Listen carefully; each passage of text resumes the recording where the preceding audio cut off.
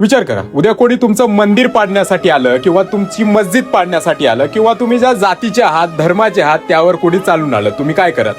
तुम्ही रस्त्यावर उचलाल, जाळपोळ कराल, तुमचा आक्रोश बघल्या जाणार नाही.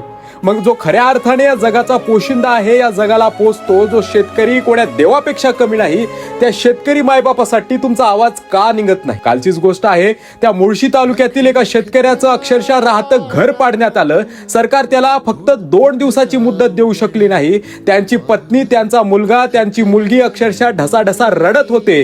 त्या शेतकऱ्याची जनावरं त्या शेतकऱ्याकडे केविलवाड्या नजरेने बघतात. त्या शेतकऱ्याची परिस्थिती दयनीय होते आणि या व्यवस्थेला हतबल होऊन तो शेतकरी आपल्या परिवारासह जंगलाच्या दिशेने निघून जातो. काय परिस्थिती असेल त्याची? पण या देशामध्ये असं होऊनही कोणाला काहीही फरक पडत नाही. या शेतकऱ्याची देशामध्ये परिस्थिती दिवसेंदिवस शून्य होत चालली आहे. अहो, शेतकरी खऱ्या अर्थानं जगाचा पोषित